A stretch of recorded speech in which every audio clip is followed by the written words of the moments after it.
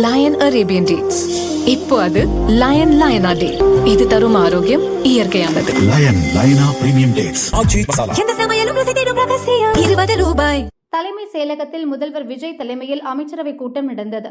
2026-27 நிதியாண்டுக்கான பட்ஜெட் குறித்து முதல்வர் ஆலோசனை நடத்தினார். இதுகுறித்து மின்சார அமைச்சர் நிர்மல்குமார் விளக்கம் அளித்தார். நீங்கள் கடந்த ஒரு சில நாட்களுக்கு முன்னாடி நாகர்கோயிலில் நடந்த அந்த சிறையில் நடந்த மரணம்.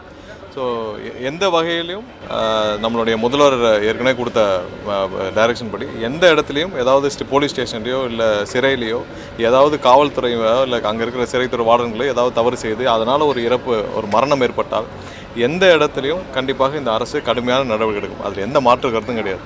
அதில் என்ன லீகல் ப்ரொசீஜரோ என்னவோ இதுக்கு முன்னாடி இந்த அரசுகள்லாம் அதை மூடி மறைக்கவும் அதனால் கெட்ட பேர் வரும் அப்படின்னு சொல்லி மூடி மறைக்கிற வேலைகளும் இதை செய்வாங்க. ஆனால் முதல்வர் இதில் தெளிவாக சொல்லியிருக்கிறார், தவறு நடந்திருக்கும் பட்சத்தில் எங்கே இருந்தாலும் உடனடியாக நடவடிக்கை எடுக்கணும். யார் சம்மந்தப்பட்ட யாராக இருந்தாலும் அவர் மீது கடுமையான நடவடிக்கை எடுக்க வேண்டும் என்று முதல்வர் உத்தரவு பேரில் 2 நாட்களுக்கு முன்னே வழக்குகள் பதிவு செய்யப்பட்டு அதில் யார் சம்மந்தப்பட்டாலும் அவர்கள் அனைவரும் கைது செய்யப்பட்டார்கள். எல்லா வழக்குகளும் இந்த முன்னாடி பல வழக்குகள் இதெல்லாம் தேங்கி கிடந்த வழக்குகள் எல்லாமே இப்போ லாக்அப் பண்ணுறாங்க. எல்லாத்துலேயும் சார்ஜ் ஷீட் ஃபைல் பண்ணுற வேலையும் போயிட்டுருக்கு. ஸோ எந்த இடத்துலையும் இதில் யாரையும் காப்பாற்றும் எண்ணம் இல்லை. ஏன்னா இதில் சிறைத்துறையிலையோ இல்லை சிறையிலையோ இல்லை வேறு இடத்துலையோ போலீஸ் ஸ்டேஷன்லையோ லாக்அப்லேயோ மரணம் நடந்தால் கண்டிப்பாக இந்த அரசு எந்த விதத்திலும் பாதிக்கப்பட்டவர்களோடு தான் இருக்கும். இதில் எந்த இடத்துலையும் மூடி மறைக்கிற வேலையே இல்லை. ஸோ அதில் நிறைய தவறான தகவல் இருக்குது. இப்போ இதுலேயும் புழல்லையும் 2 நாட்களுக்கு முன்னாடி ஒரு மரணம் ஏற்பட்டிருக்கு. அதுக்கும் விசாரணை நடைபெற்று வருது. இதுவரை அந்த மாதிரி அவர் மரணம் குறித்து இன்றைக்கி தான் போஸ்ட்மார்ட்டம் ரிப்போர்ட்டில் நடந்துகிட்ருக்கு. முடிஞ்ச பிறகு அனைத்தையும் விரிவாக விசாரிக்கப்பட்டு அதில் இது வரைக்கும் நாங்கள் உள்ளே நடத்த விசாரித்தபடி எந்த தவறும் இல்லை. அவருக்கு ஏதோ உடல்நலம் பாதிக்கப்பட்டிருந்தாருன்னா அதுலேயும் ஏதாவது தவறுகள் இருந்தாலும் கண்டிப்பாக கடுமையான நடவடிக்கை எடுக்கப்படும். அதில் எந்த மாற்று கருத்தும் இல்லை.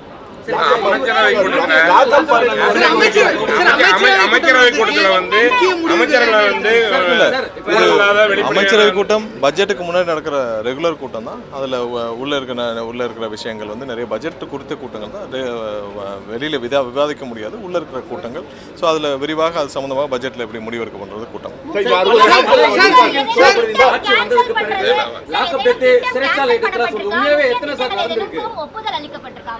இல்லை இது பட்ஜெட் சம்மந்தப்பட்ட கூட்டம். பட்ஜெட் முடிவுகள் எப்படி எடுக்கணும், பட்ஜெட் எப்படி தாக்கல் செய்யணும், எவ்வளோ அதில் நிதிநிலை அறிக்கை கொடுத்த கூட்டம்.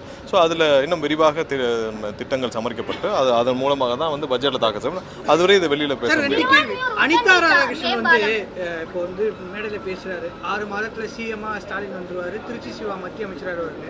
கேடி ராஜேந்திர பாலாஜி அதிமுகலேருந்து இந்த மாதிரி ஸ்டாலின் கோபம் வரல, கோபம் வந்தால் இந்த ஆட்சிக்கு ஒன்று இதுதான் நாங்களும் 2 மாதமாக சொல்லிட்டு இருக்கோம். 2 மாதமாக நாங்கள் சொல்கிற விஷயம் என்னென்னா, திமுகவும் அதிமுகவும் பாரதிய ஜனதா கட்சியும் 3 பேரும் சேர்ந்து ஆட்சி அமைக்க முயற்சி செய்கிறார்கள். இன்னும் இன்னும் அதிகபட்சமாக அடுத்த 1 வருஷத்துக்கு அப்புறம் நடக்க போகிறதையும் சொல்லியிருந்தோம். அதாவது திமுகவும் அதிமுகவும் அவங்களுடைய கட்சியவே நடத்த முடியாமல் பாரதிய ஜனதா கட்சியோடு இணைச்சிட்டு திரு ஸ்டாலின் அவர்கள் குடும்பத்தில் ஒரு 2 கேபினெட் மினிஸ்டரும் திரு எடப்பாடி அவர்கள் குடும்பத்தில் 2 கேபினெட் மினிஸ்டரும் வாங்கிட்டு போகிற அளவுக்கு கூட இன்னும் 2 வருஷத்தில் 3 வருஷத்தில் வந்துடலாம். ஏன்னா அவங்களுடைய கட்சியை நடத்தும் எண்ணம் இல்லை, கட்சியை காப்பாற்றும் எண்ணம் இல்லை. இன்றைக்கி புரட்சித் தலைவர் ஒரு உருவாக்கின கட்சி, அம்மா உருவாக்கின கட்சி மொத்தமாக அடமானம் வச்சுட்டு அவர் என்ன செய்கிறாருன்னு தெரியாமல் ஓரளவு ஒரு லெட்டர் பேடு மட்டும் ஒரு கட்சி அலுவலகம் இருந்தால் காப்பாற்றக்கூடிய நம்ம காலத்தை தள்ளக்கூடிய நிலைமையில் திரு எடப்பாடி விட்டார். திரு ஸ்டாலின் அவர்கள் இந்த கட்சி என்ன பண்ணணும், இல்லை யாரை நம்பி கொடுக்கணும் எதுவுமே தெரியாமல் அவரும் நிற்கிறார். அவங்களுக்கு தேவை இப்போ ஒரு 5 வருஷத்துக்கு காலத்தை ஓட்டுவதற்கு ஒரு இடம். அதனால தான் பாரதிய ஜனதா கட்சியோட கூட்டணி போகிறாங்க. இந்த முயற்சியில் தான் அவங்க 45 நாட்கள் 50 நாட்களாக எங்களுடைய எம்எல்ஏக்களை விலைக்கு வாங்கும் முயற்சிகள் அவங்க நிறைய பேர் கைது செய்யப்பட்டே வராங்க. நீங்கள் பார்த்துருப்பீங்க. அவ்வளோ எங்களுடைய எம்எல்ஏக்களுக்கு 30 கோடி 40 கோடி 50 கோடி வரை விலை பேசப்பட்டிருக்கு. 50 கோடி கொடுத்து நீங்கள் 20 எம்எல்ஏன்னு எவ்வளோ ஆச்சு? ஸோ இந்த அளவுக்கு பணம் கொடுத்து இவங்களை விலை பேசும் அளவிற்கு இன்னமும் அந்த முயற்சியை தினமும் செஞ்சுக்கிட்டு தான் இருக்கிறாங்க. அது இல்லை அந்த முயற்சியை தினமும் செஞ்சுக்கிட்டு தான் இருக்காங்க. அண்ணன் திருமாவளவன் அவர்களுக்கு இப்போ விஷயம் தெரிஞ்சனால அண்ணனும் சொல்லியிருக்கிறார். ஏன்னா இது ஒவ்வொரு நாளும் இவங்க எப்படியாவது இந்த அரசை எந்த விதத்திலையாவது இவங்க நிப்பாட்டணும், இந்த அரசை எப்படியாவது செயலிழக்க செய்யணும். அதற்கான குறுக்கு வழி முயற்சியில் எம்எல்ஏக்களை 50 கோடி கொடுத்து எம்எல்ஏ வாங்க முயற்சி செய்யும் ஒரு திரு ஸ்டாலின் அவர்களும் திரு எடப்பாடி அவர்களும் கடைசி காலமாக இனி அடுத்த முயற்சியாக பாரதிய ஜனதா கட்சியோட கூட்டணி சேரக்கு தான் முயற்சியை நடந்திருக்காங்க. இதை தான் 40 நாள் 50 நாள் நாங்களும் சொல்லிட்டு இருக்கோம். இன்றைக்கி அவங்களே வெளியில் சொல்கிறதுக்கு இப்போ அவங்க சம்மந்தப்பட்ட ஒரு முன்னாள் அமைச்சர் அனிதா ராதாகிருஷ்ணன் சொல்கிற அளவுக்கு இருக்குன்னா அவங்களுடைய முடிவுகள் எட்டப்பட்டு விட்டுச்சு. இப்போ யாருக்கு கேபினெட் மினிஸ்டர் போட்டி தான். இப்போ அந்த திமுகவில் இருக்கிற எம்பிக்களில் யாருக்கு எத்தனை கேபினெட் மினிஸ்டர் வேணும், இல்லை அதிமுகவில் எத்தனை பேருக்கு கேபினெட் மினிஸ்டர் வேணும், இல்லை இவங்க எந்த ப்ரொபோசிஷனில் இவங்க வந்து பாரதிய ஜனதா கட்சியோட கூட்டணி சேருவாங்க, இல்லை 3 பேரும் ஒன்று சேர்ந்து பாரதிய ஜனதா கட்சியோட போகிறாங்களா, இல்லை கட்சியவே மொத்தமாக இணைக்க போகிறாங்களா, இல்லை எல்லாரும் சேர்ந்து இணைக்க போகிறாங்கன்ற பேச்சுவார்த்தை நடந்துட்டு இருக்கிற மாதிரி தெரியுது. ஏன்னா அவர் மற்ற முடிவுகள் எல்லாம் அவங்க வந்து திமுக, அதிமுக, பாரதிய ஜனதா கட்சி 3 பேரும் சேர்ந்து மற்ற முடிவுகள் எல்லாம் எடுத்த மாதிரி தான் அவங்களுடைய அப்ரோச் எல்லாம் இருக்குது. நாகர்கோவில் மரணத்தை பொறுத்த வரைக்கும் நாகர்கோவில் மரணத்தை பொறுத்த வரைக்கும் சார், அதுல அமைச்சர்கள் போய் யாரும் சந்திக்கல. இன்று இல்ல இன்று இன்னைக்கு தான் கேபினெட் இல்ல நிவாரணங்கள் இன்னைக்கு தான் கேபினெட் இல்ல கேபினெட் மீட்டிங் முடிஞ்சிச்சு. இன்னைக்கு எங்களுடைய அமைச்சர்கள் சென்று அந்த குடும்பத்தினரை சந்திக்கிறாங்க. ஆல்ரெடி அவங்களுக்கு நேற்றே தகவல் அனுப்பப்பட்டு விட்டுச்சு. அமைச்சர்கள் வந்து சந்திக்கிறாங்க. அவங்களுக்கு குடும்பத்துக்கு தேவையான அனைத்து உதவிகளையும் அனைத்து சப்போர்ட்டும் கண்டிப்பாக அந்த அரசு அவங்களோட துணை நிற்கும். இன்று அவங்களுடைய குடும்பத்தினர் அரசு சார்பாக அமைச்சர்கள் சென்று சந்திக்கிறாங்க.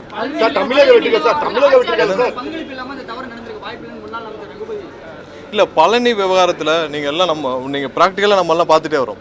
நமக்கு வந்து இந்த கடந்த 5 ஆண்டுகளில் பத்திரப்பதிவுத்துறை எப்படி செயல்படுச்சுன்னு தெரியும்.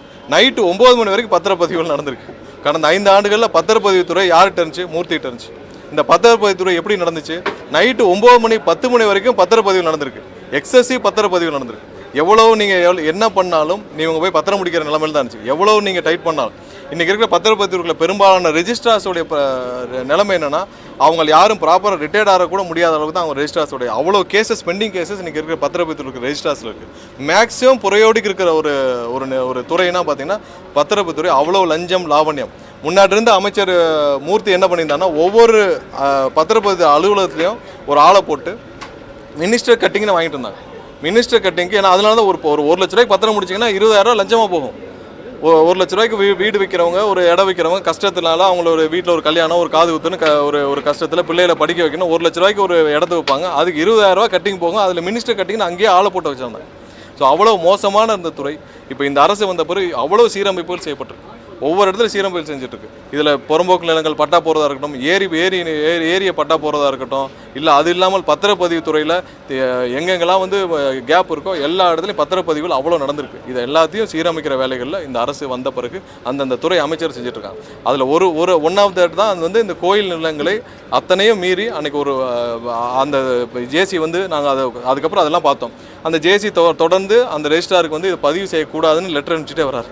அதையும் மீறி அந்த பத்திரப்பதிவில் இருக்கிற ஒரு நாளில் வந்து ஏன்னா இன்றைக்கி இருக்க பெரும்பாலான பத்திரப்பதிவு ரெஜிஸ்ட்ரார்ஸில் என்ன ப்ராப்ளம்னா, அவங்கள அவ்வளோ கேஸ் இருக்குது. யார் ரிட்டையர் ஆகிற எண்ணம் கூட கிடையாது. எப்போ வந்தாலும் இப்போட நின்றுட்டு போகிறான்ற சஸ்பெண்ட் ஆனால் கூட அப்படியே போகலான்ற நிலைமையில தான் எல்லோரும் வேலை பார்த்துட்ருக்காங்க.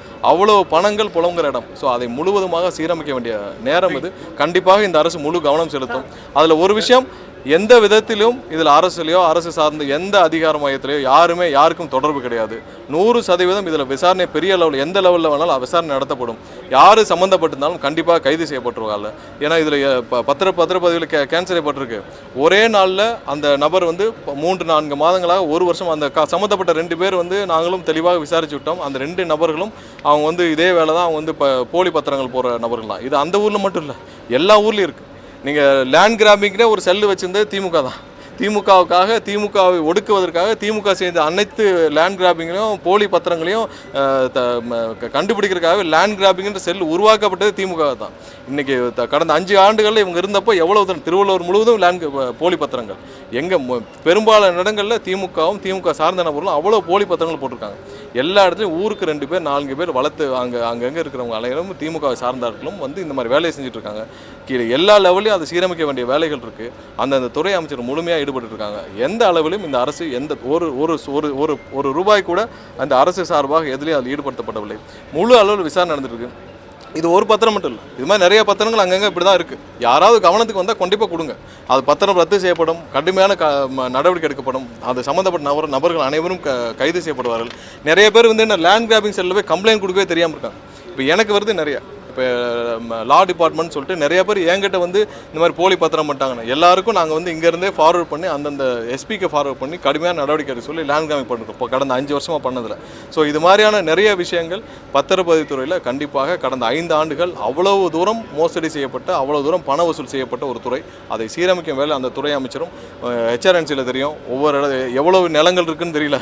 எவ்வளோ தூரம் அதை வந்து ஆடிட் பண்ணணும்னு தெரில. ஸோ எல்லாத்தையும் சீரமைக்கிற வேலை நடந்துகிட்ருக்கு. கண்டிப்பாக இது தவறு எங்கே நடந்திருந்தாலும் கண்டிப்பாக கடுமையான நடவடிக்கை எடுக்கப்படும். அதில் யாருக்கும் இந்த அரசுக்கும் எந்த குறுக்கீடும் கிடையாது. இதில் சம்மந்தப்பட்ட முழு விசாரணை முழு சுதந்திரத்தோடு அங்கே இருக்க காவல்துறை செஞ்சுட்டு இருக்காங்க. கண்டிப்பாக யார் சம்மந்தப்பட்டதாலும் 100% கைது செய்யப்படும்.